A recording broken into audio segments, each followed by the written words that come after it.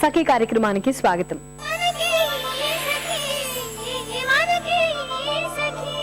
సఖలు, చాలా మంది చదువుకున్న వాళ్ళకి చదువు రాని వాళ్ళ పట్ల చిన్న చూపు ఉంటుందండి.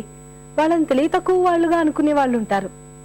చదువు మన బుర్రని తర్ఫీదు చేస్తుంది. ఈ తర్ఫీదు అంటే శిక్షణ ఒకే రకపు పద్ధతిలో కొనసాగుతుంది. గంట మోగించాక భోజనం ప్లేటు వద్దకు వెళ్ళటం ఒక కుక్క పిల్లకి మనం అలవాటు చేస్తే కొన్నాళ్ళు అయిన తర్వాత భోజనం పెట్టకుండా గంట మోగించినా తినటానికి అని ప్లేటు వద్దకు వెళ్ళిపోతుంది ఆ కుక్క పిల్ల. అలా మూసపోయిన చదువులతో మనుషుల బుర్రలు ఆలోచనలు కూడా యాంత్రికంగా మారిపోయాయి.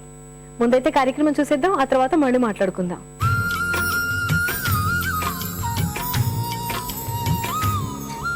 హాయ్ సకలు, వెల్కమ్ టు సౌందర్య లహరి.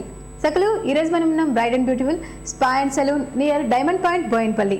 ఈరోజు మనతో ఉన్నారు బ్యూటీ ఎక్స్పర్ట్ లక్ష్మి గారు. మరి లక్ష్మి గారు ఎప్పటికప్పుడు మనకి డిఫరెంట్ వెరైటీస్ ఆఫ్ ఫేషియల్స్, స్పాస్ చూపిస్తున్నారు కదా. సో మరి ఈరోజు ఏ వెరైటీ చూపించబోతున్నారో సౌందర్య లహరిలో ఇప్పుడు తెలుసుకుందాం.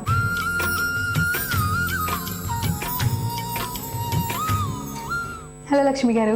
హాయ్ శ్రీలక్ష్మి. లక్ష్మి గారు, మరి ఈరోజు మా సకల కోసం సౌందర్యానికి సంబంధించి ఏం తెలియజేయబోతున్నారు?